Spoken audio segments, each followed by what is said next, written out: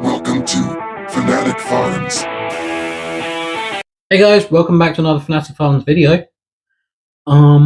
This is going to be the last episode of. You're meant to be who now? Yeah, sadly, it didn't do that well this series. I thought it might have worked, but it is what it is. So, after arguing with a member of staff at work who told me I had to either do 3, 5, or 10 episodes to end things on, I'm ending on 4. It might be a weird number to end on, but it's even, so I'm happy. Okay, so for those that don't know what this is anyway, just stumbled upon it.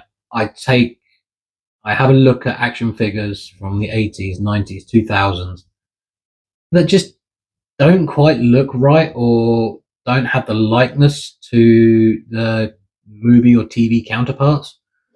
Or like in the previous episode with Lara Croft, like computer game counterparts. And that, seriously, the Lara Croft figure from Toy Biz last episode still haunts my dreams. But yeah, so that's what I do. We're going to kick it off straight away with number 5. Okay, number 5 is kind of an easy one to kind of guess who it is. Yeah, this is number 5, and straight away you might get it. The paint scheme on the clothes kind of gives away this character. Where's my notes gone? Come here, you. And I've just hit the camera. Whoops. There we go.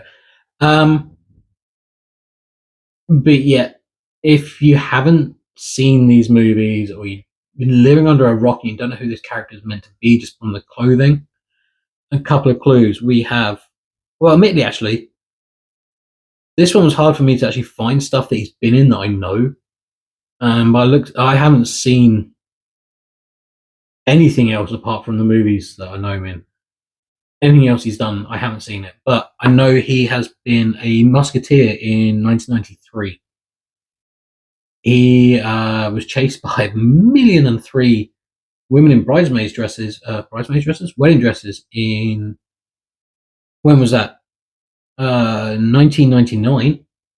And then from 2009 to 2023, he worked for the NCIS, the Los Angeles Division. Sorry. And then obviously he's been in this movie and its sequel movie as well. Yeah, this is meant to be Chris O'Donnell as Dick Grayson from Batman Returns, Batman Forever, and Batman and Robin. More specifically, get that right. This is the Transformation Dick Grayson toy. And yet, this figure does not look like Chris O'Donnell. In my mind, he looks more like Luke Perry. But yeah, this is meant to be the quick transformation. So the fact that he's wearing his Flying Grayson costume, which already looks like the Robin costume, is stupid. And the changing mask, which doesn't actually go away properly, it more looks like green face paint stuck to his face and then goes black. I never had this figure. It's just what I've seen and read and stuff like that. It's a really bad toy. Yeah. Chris O'Donnell, I hope I'm getting your name right. It sounds right. They did you dirty. They really did. This is such a bad figure. All right, moving on. Number 4. Now, this one is the more modern figure on my list. This came out in 2013 by a company called Jezware. Yeah, I did say last one was Canada, didn't I? Yeah. Like I say, 2013 Jezware. This. Now, this, I don't know if this is taken from the book description of the character, because this looks nothing like the film version of the character. So again, pinch of salt with this. But any guesses? He's just a generic looking person. It wouldn't go missing like maybe a Tomb Raider kind of play set, or I forget the one with Tom Holland in it, the computer game character. You know, in the film, he's hanging out the back of a plane. It was such a bad movie, I just couldn't bother to finish it. That kind of thing. But yeah, this actor, who this character is based on, he's a very bloody famous actor as well. In 1994, he was a vampire. I gave an interview.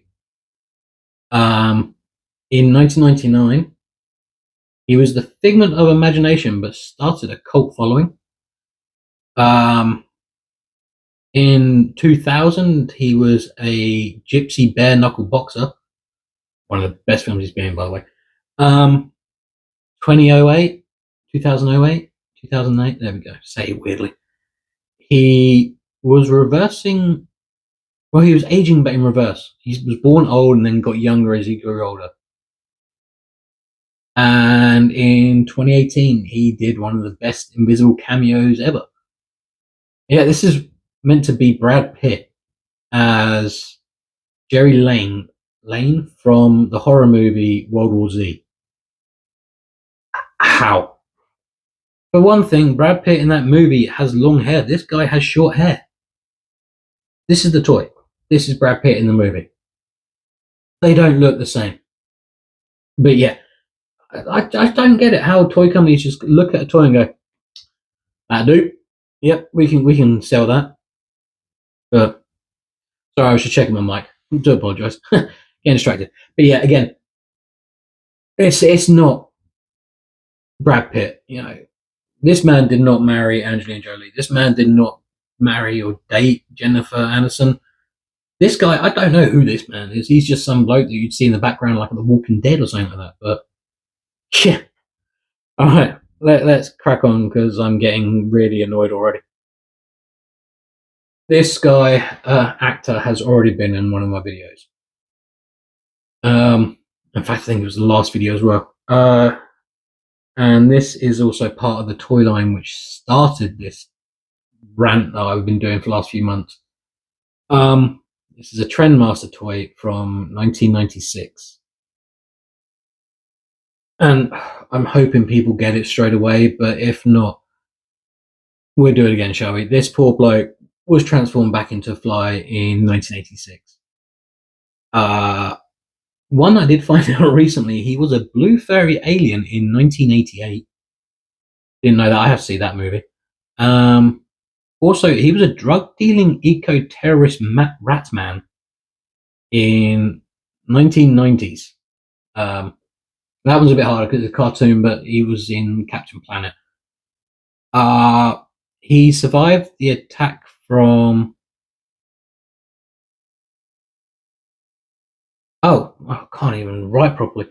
He survived an attack from a T-Rex in 1993. This should start giving it away who this guy is straight off the bat. And then he saved the world not once but twice from an alien race by using a computer and giving it a virus and all that crap. Yeah, this is meant to be David Liverstein. Liverstein? That's a racist. David Livingston. You know, the Jeff Goldblum's character in Independence Day. My very first video I did, Will Smith's character in Independence Day looked nothing like Will Smith. This generally doesn't look like Jeff Goldblum. They cannot do a toy of Jeff Goldblum well. The Jurassic Park ones were in my last video. You know, they were terrible figures. This is awful. This looks more like an Elvis impersonator than Jeff Goldblum. And what is with the bulky, beefy, Popeye kind of arms he's got? It's just awful. You know, the best one so far I've seen is the Jurassic Park Series 2 Kennel line back in 94 when he actually looks like Jeff Goldblum in the film. I still need to find a Grandmaster figure and check that out, see if it looks anything like him.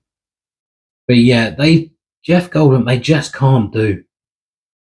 And I'm sorry, Jeff.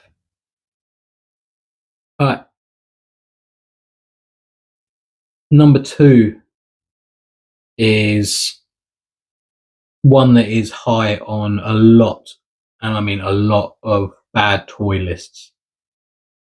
Let me just scroll. This toy came out in 1989 by a company called Toy Biz. And yeah, this guy, you search up bad lookalike toys, he's even like number 1 or number 2. And granted, I haven't seen a lot of the stuff he's been in. He's generally like a bit part character, but I do know in 1984 he stood alongside Arnold Schwarzenegger playing Conan the Destroyer. I do know one. He was the cook in a cattle drive for 3 middle-aged men going for a midlife crisis. He was an FBI agent watching Mr. Wormwood in 1996, and he has also had like a plethora of like single episode appearances in multiple TV shows. Like I know he was in Star Trek as a Ferengi at one point. But yeah, this is meant to be Bob the Goon, and if you didn't get from the outfit with the Joker logo on it, you need a slap. But from the 1989 movie Batman, Michael Keaton and Jack Nicholson, this is Jack Nicholson, or Joker's right-hand man, Bob the Goon, played by Tracy Walter. And yeah, like I say, this thing appears a lot in bad toy reviews and stuff like that, or bad lookalikes, because this thing either looks like Bill Bailey, like 90s Bill Bailey, where he's had his hair quite far back, or he looks like Jim Beaver, Bobby from Supernatural. Bob the Goon was never bald, so why the hell they made him bald in this? It sucks. It really does suck. All right. Now, my number 1, and we are flying through this quite quickly because 1, it's the last of the episode, and 2, the wife due home at some point, so I've got to film these quickly. Alright, this one is infamous at number 1 for being a terrible toy. And again, it's from one of my favourite toy lines, which is the Kenner Jurassic Park toy line from the 93-94 series. Alright, let's just get this over with, because as soon as I put the picture up, you're going to know who it is. But let's just give other people a chance to maybe guess or find out what else this guy's done. Okay, so he was the voice of the announcements and the talent show for the Kellerman Resort in 1987, which is the resort where Dirty Dancing. He was the DJ and the Tannoy announcement voice in there. He was Michael Jordan's assistant in 1997 and managed to dig his way all the way to Looney Tune Land. Impressive. He was a hypochondriac elephant in a Disney animated movie with a talking monkey and a half-naked man. But I think people might guess him from the cheese puff munching evil toy collector from Toy Story 2. Or he is Officer Don in, Third Rock from the Sun since like 1990 to 2001. So yeah. This is Dennis Nedry from Jurassic Park's Kenner line, played by Wayne Knight. And admittedly, these days Wayne Knight looks pretty damn good for himself, but back in the 90s, Wayne Knight was a large person. How did they even look at this action figure and go, yeah, that's Wayne Knight? Seriously. But I know that the story is that they went from descriptions from the book. And this wasn't actually meant to be the Dennis Nedry character at all. This was one of the other characters from the novel. But then why would you then make that Dennis Nedry? In the film, he wears the Hawaiian shirt. He dresses like Mouth from... he dresses like the Goonies throughout the entire Jurassic Park movie. So why put him in a green jumper with a gun holster and Terminator sunglasses? It is beyond me. I don't get it. It looks nothing like Wayne Knight. And I know Series 2, they tried to rectify this. They tried making the toys look more film accurate. So they got rid of the sunnies. They put him in a red jumper. Again, just give him a Hawaiian shirt or something. they took the sunglasses away, and I think they made the sculpt of the face a little bit rounder. But yeah, this is like buff Wayne Knight in the Jurassic Park toy line. Just at least when, again, it's a bit cruel that they did it because, like I say, nowadays he looks fantastic. Like the Hammond collection, the Jurassic Park toys, they put him in the yellow raincoat and the Hawaiian shirt and the sports jacket, and made him plus size as well. So we do have a movie accurate figure of him. But yeah, the Kenner line, again, I love the Kenner line. It's my favorite toy line. Pretty much have most of the figures from like Series 1 and stuff like that. I've done it before. This was a terrible figure. And yeah, I know none of the figures in that line look like their characters.